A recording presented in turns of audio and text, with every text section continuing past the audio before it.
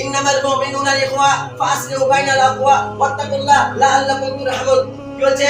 এক মুসলিম আরেক মুসলিম পরস্পর ভাই ভাই, এবং তাদের উচিত কি, তাদের মধ্যে যদি ঝামেলা ফাসাদ সৃষ্টি হয় তো তাদের কর্তব্য যে তারা যেন ইসলাহ তাদের মধ্যে সমাধান করে দেয়। আমরা কি সমাধান করে দেই? এটি আমাদের সমাজে ক্রমাগতভাবে কমে গেছে, ক্রমাগতভাবে হ্রাস পাচ্ছে। এই মুসলিম ভ্রাতৃত্ববোধটি আমাদের আস্তে আস্তে জাহেলি যুগের জামানার মতো হয়ে যাচ্ছে। কিভাবে দেখুন, জাহেলি যুগের মানুষদের মধ্যে আর আমাদের মানুষদের মধ্যে কেমন মিল দেখুন। আমাদের সমাজে আজ বর্তমান মানুষ দেখবেন যে একজন বাড়ির মানুষের যদি আরেকজন বাড়ির মানুষের একটি ছাগল যায় তাহলে তারা তাই নিয়ে কত না যুদ্ধ বিগ্রহ, তারা কত ঝামেলা সৃষ্টি করে। আর জাহেলি যুগের মানুষেরা কি করতো? নবী করিম সাল্লাল্লাহু আলাইহি সাল্লাম আসার আগে কি করতো? তারা এই ছাগলকে কেন্দ্র করে তারা 400-450 বছর ধরে যুদ্ধ বিগ্রহ করেছে। আর তাহলে আমাদের মধ্যে আর সেই জাহেলি যুগের মানুষের মধ্যে পার্থক্য হলো কিভাবে? সেই জামানাতে মুহাম্মদ সাল্লাল্লাহু আলাইহি সাল্লাম এসে তিনি বিভিন্ন দলে দলে বিভক্ত হয়েছিল মানুষ, সেই মানুষকে একত্রিত করেছেন এবং ভ্রাতৃত্ববোধে আবদ্ধ করেছেন। এবং তিনি কিছু সংখ্যক লোককে নিয়ে যখন তিনি মক্কা থেকে যখন মদিনা চলে গেলেন এবং তিনি তার ভ্রাতৃত্ববোধকে বজায় রেখে তিনি মদিনা থেকে আবার মক্কা বিজয় করলেন।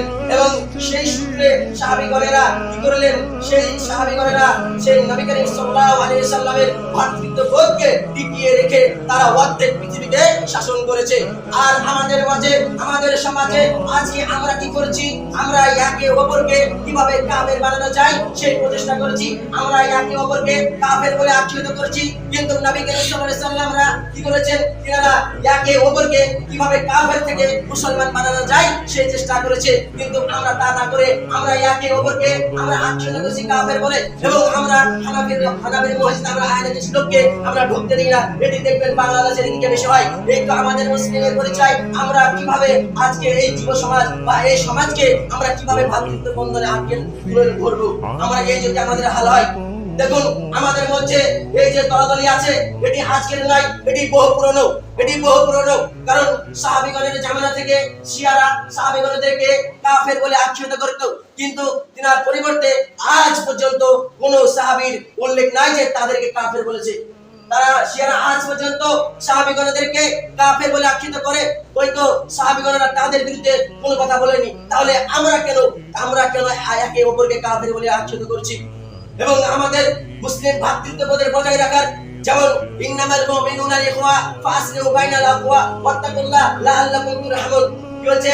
এক মুসলিম আরেক মুসলিম পরস্পর ভাই ভাই, এবং তাদের উচিত কি, তাদের মধ্যে যদি ঝামেলা ফাসাদ সৃষ্টি হয় তো তাদের কর্তব্য যে তারা যেন ইসলাহ তাদের মধ্যে সমাধান করে দেয়। আমরা কি সমাধান করে দেই? আমরা কখনোই সমাধান করে দিই না।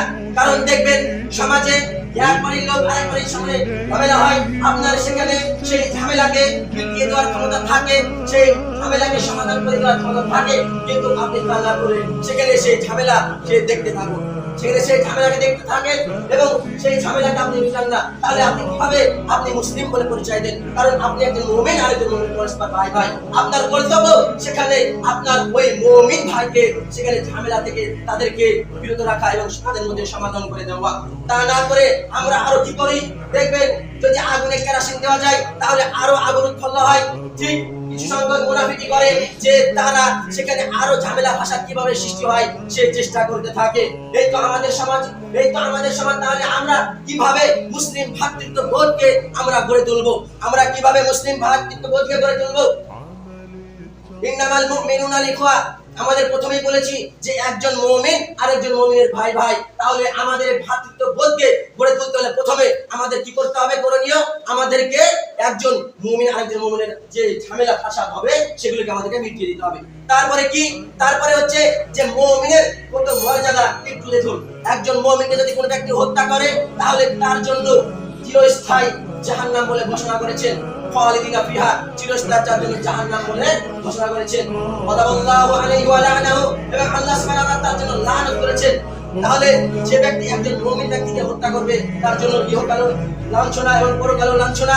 তাই আমাদের সকলকে একজন মুমিন আরেকজন মুমিনের যদি ঝামেলা ফাসাদ হয় তাহলে তাদের মধ্যে মীমাংসা করে দিতে হবে এবং তাদের ভ্রাতৃত্ববোধ কিভাবে গড়ে ওঠে সে চেষ্টা করতে হবে এবং মুমিনদের দ্বারা আমরা সম্মান সুযোগ করে আমরা যেন কথাবার্তা বলতে পারি। পরিশেষে মহান আল্লাহ তাআলার কাছে দোয়া করি যে আল্লাহ সুবহানাহু ওয়া তাআলা যেন আমাদের সকলকে একই দলবদ্ধভাবে একই ভ্রাতৃত্বের মধ্যে একই ছায়ার মধ্যে বেঁচে থাকার তৌফিক দান করেন।